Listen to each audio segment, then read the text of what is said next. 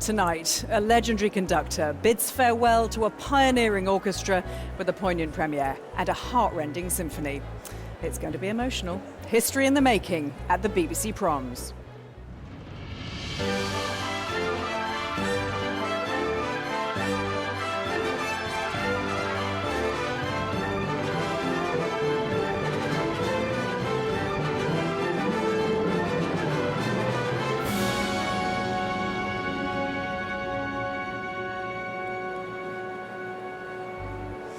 A very warm welcome to the Royal Albert Hall, where this evening you join us as we continue a spectacular opening weekend of the 2024 Proms season with a concert to remember.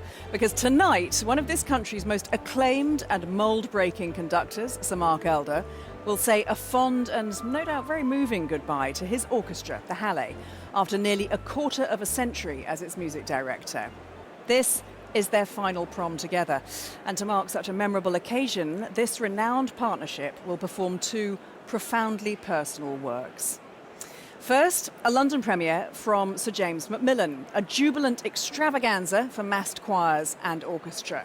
And then the evening will close with Mahler's Fifth Symphony, an epic 70 minutes of electrifying music which remains just as compelling today as it did when it was first heard 120 years ago.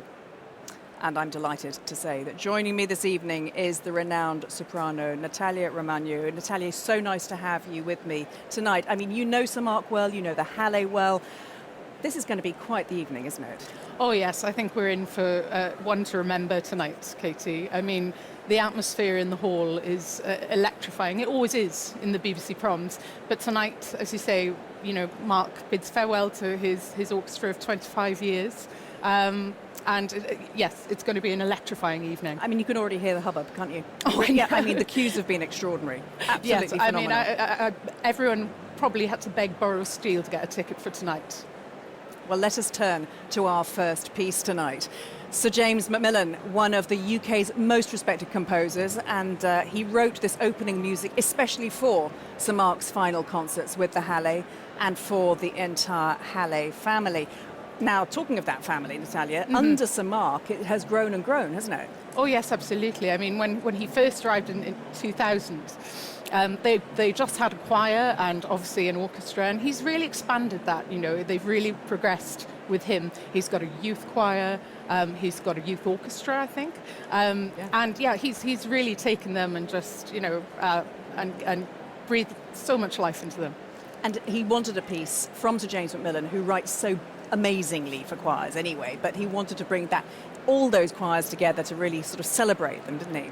Yes, absolutely. So tonight's first piece is a special commission, as you mentioned, and it's Timotheus, I believe, Bacchus and Cecilia, and it's an ode to the power of music, which is essentially what the Hallé is about. That's what Mark brings to them, and it will be a culmination of a musical tour de force this evening, I've no doubt. And, you know, also having a really brilliant new piece is so important to Sir Mark, so important for the Proms, isn't it? Oh, absolutely, so relevant. I mean, you know, last night, for example, at the Proms, there was a disco night.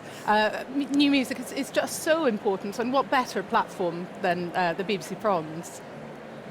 Well, let us hear now from the man himself. Tom Service caught up with Sir Mark Elder a few days ago to discuss this landmark concert and this most musical of goodbyes. Mark, look, this is a milestone concert. Look, your last prom as music director with the Hallé. How are you feeling as a musician, as a human being about that? All those years ago, in 2000, it was like, for me, a dream that I never thought could come true. That here was I going to be in charge of an orchestra in my own country. I felt that I was going to grow here. There's no knowing where we couldn't go. That had a big effect on me. I've never discussed this with anybody, actually, but it gave me the courage to start conducting music that I never thought I would be ready for or I would know how to do. And I always said that I wanted characterful players to join the orchestra, who could then have the sensitivity to be part of the big group. That's something that we've developed together. And I was very struck when I came that there was a choir. It wasn't quite big enough, but they were incredibly dedicated and really spirited. But there was no children's choir, there was no youth choir.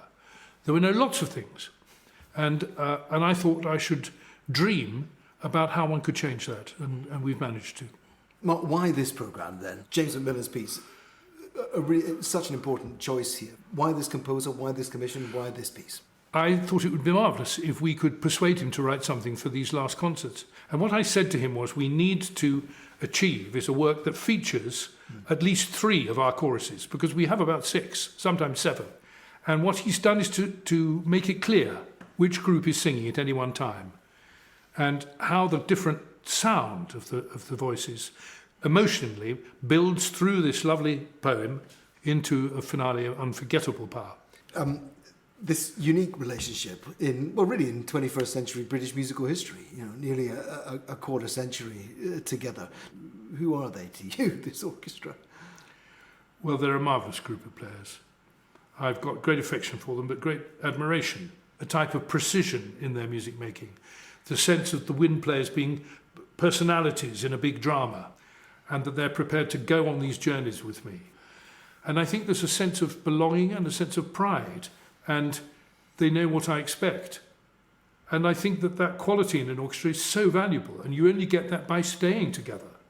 I think it means that now they have a very good sense of who they are. That I treasure in them. I really love them for that. Is there a degree of sadness too, Mark, at this moment, for you personally? Yeah. Yes, I try to think of it more as wistful. It is not possible for me to start thinking how much I'm going to miss them when I'm trying to lead them into the next bar. I think positively, excitedly, happily, and honoured, thrilled that we can all do this together.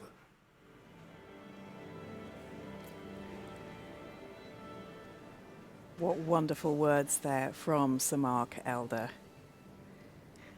And here he comes, Sir Mark Elder, to conduct the combined forces of the Hallé family in the London premiere of Sir James Macmillan's Timotheus, Bacchus and Cecilia. The renowned orchestra joined by the Hallé Choir, the Hallé Youth Choir and the Hallé Children's Choir for this prom of a lifetime.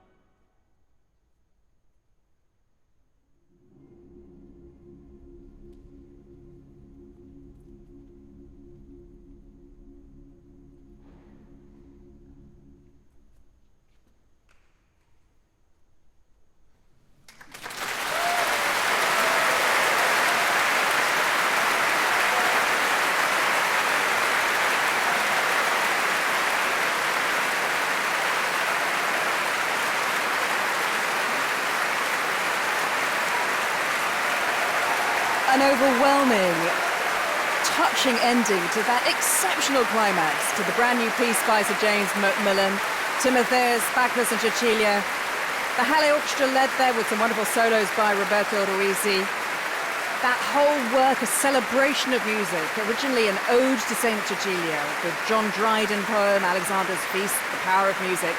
The words there from 1697, set so wonderfully by James Macmillan. Now he's here, he's coming onto stage, there he is, these two wonderful musical knights of the realm. Listen to that cheer. It was so moving. Not just the music, but to see the massed choirs of the Hallé performing so gloriously together, all those great young faces. And the orchestra and the choirs clearly love him and love performing. He's now bringing on the chorus masters who do such wonderful work with those young people. Matthew Hamilton, Stuart Overington, Shirley Court. Huge props to them.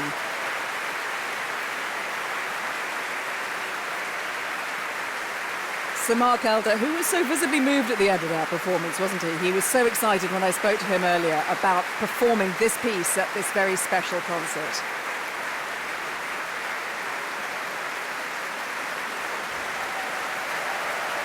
The orchestra on their feet once more. I think we're going to see a lot of standing ovations tonight.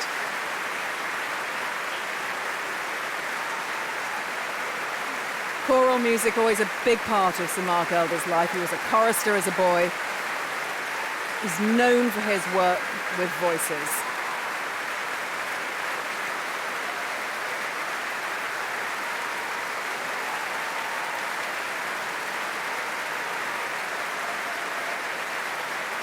It's a great moment.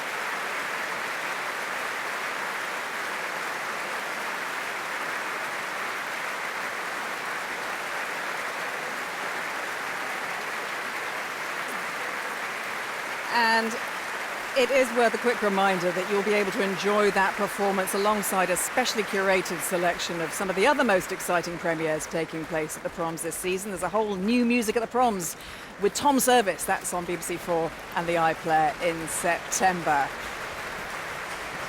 Well, wowza, what a first half here in the Royal Albert Hall, which has seen so many inspirational concerts over the years. Indeed, it was here at the Proms that Sir Mark, still being cheered behind me down on the stage, he attended his first ever concerts as a teenager. So this building is quite literally where his journey with live music began. I mean, Natalia, I don't know if we're going to be able to hear each other over this applause. I mean, this is phenomenal, isn't it? It's rapturous. If this is the first half, where can we go from here? I know. He did such a good job of creating this commission that plays to every single person on that stage's strengths. The whole they've gone nuts with it. I mean, he really did play to the strengths of the hall as well, might I add, in this new commission. One wonderful thing about the Albert Hall is that one can really, really feel those intimate moments there and these big explosive ones. And it just took everything. And I mean, I feel quite speechless, very moved. Yeah, very moved by it. So this building is quite literally where his journey with live music began. And Natalia, I mean, after that, he swiftly went on to join the NYO, the National Youth Orchestra. I think it's 60 years ago this year, I believe. Goodness me. A young bassoonist. A young bassoonist, that's right. Yes, I mean, it's hard to believe, actually, that he was once a beginner. I mean, let's not forget that Sir Mark Elder is just one of the most sought-after conductors of our time. He's performed, you know, worldwide with some of the best orchestras, some of the best artists.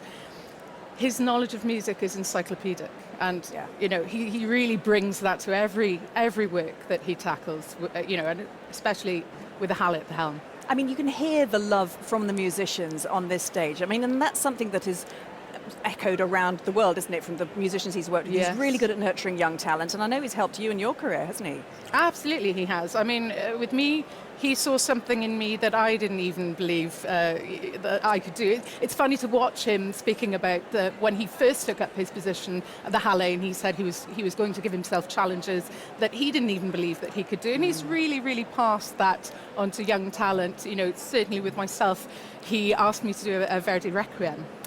And I said, no, I'm not doing my first Verdi Requiem with Sir Mark. I need to go and do it in a garden shed somewhere first. I mean, he persisted, and he said, tell Natalia, come and meet me at Covent Garden in the Royal Opera House and bring her score. We'll discuss it. And I thought, there won't be much discussion here, will there? There's no way I can leave without saying yes. And he just made me feel that everything was going to be easy because we would work through it. And that's really a core value of his. You know, he really works hard. And, you know, the results are, as you can see, absolutely...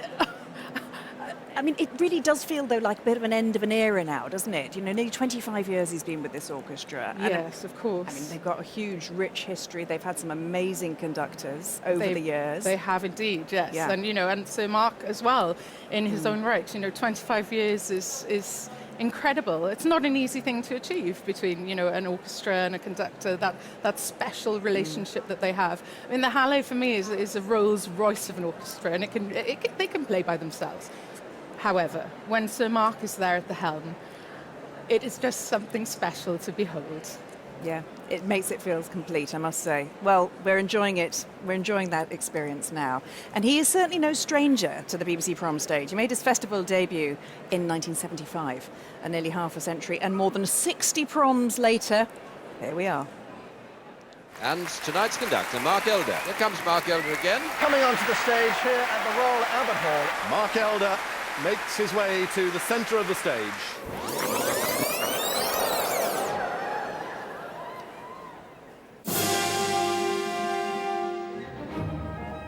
It's so wonderful that so many of you have come in out of the rain to be here tonight.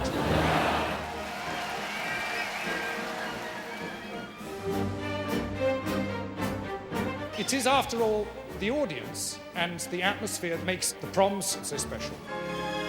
And that's the great beauty of being here, and I'm sure that it reminds us all why we became musicians.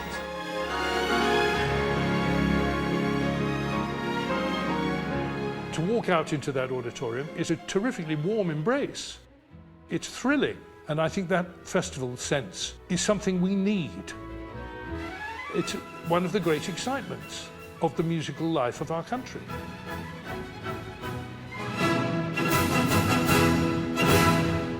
It's a great honour to be with you all. So, good night and thank you. Lovely to see some of that old footage. But surprisingly, despite those more than 60 Proms appearances, Sir Mark Elder has never performed Mahler Fifth Symphony here. Oh my goodness, Natalia, how could this be? I mean, Mahler, one of those composers people seem to adore, don't they? They yes, really do. Absolutely. I mean, you know, hard to imagine that one could be further moved this evening after that Macmillan piece. But Mahler certainly is going to do it for us with Sir Mark and the Hallé. I mean, Mahler's Fifth Symphony, a wonderful one to finish on for Sir Mark and the Hallé. So profound, very moving, intense. It's going to take the roof off the Albert Hall this evening, I think. I mean, it's very emotional. It's got, you know, to quote my daughters, all the feels. But, I mean, let's be honest, it's got one of the most famous movements in orchestral history, pretty much. One of these beautiful love stories, that Adagietto. Yes. Oh my glorious. goodness. It is. So it's Mahler's love song to Alma. And, well, I mean, I hope everyone has their Kleenex at the ready. Yes. It's very indulgent. And, you know, we start with the funeral march. We have, you know, oppressive music, the anxiety, music that's ever searching and never quite resolved. And it really relates to the core of our emotions as humans. And I think we've got a picture of the lovely Alma Mahler, which I think we can see. There she is. At the time he wrote this, they weren't yet married, but I mean, she was quite, well, she was wearing a tremendous hat for one thing, but she was quite the woman, wasn't she? A composer herself. Yes, absolutely. And a muse to many. Yes. And wouldn't you say yes if someone had written you the Adagietto? Well, frankly, yes. Good work on his part there. You've, of course, sung a lot of Mahler yourself. And I mean, it's a big emotional sing, I'm sure.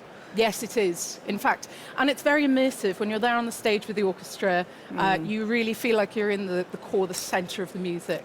At times it's very exposing. And you feel you want to do it justice, you know. Yeah. But it's one that just sort of you sail along with, and you can really let go, you can relax, you can emote. It just takes you with you. Well, I can't wait. It is a symphony to look forward to. It's jam-packed with emotion. And indeed, what better piece for Sir Mark to choose? It's a real musical love letter from a conductor to his orchestra to bid farewell after nearly 25 years together. I'm going to set myself off here. Here he is once more talking about that choice of music with Tom Service. It was very important to me to find a piece that would make the orchestra shine and stretch them and show how far we'd come. These Mahler symphonies are hard for everybody. It's not just the odd solo trombone and horn, it's everybody. The Mahler from ages ago always seemed to me to be the appropriate final symphony because of the emotional journey that it makes, the gloomy, solemn, tragic beginning, the negative emotions, the passionate anxiety of it, leading to this glorious optimism at the end. I thought it would be the ideal piece to say goodbye to the relationship and to celebrate where we've got to. Here would be the right moment to do it. I'm thinking my age, you know, what I've got to look forward to, needing more space in my life. And it's all there, isn't it, in the last movement. The symphony comes to an end in a blaze of optimism, and that's what I want for this orchestra.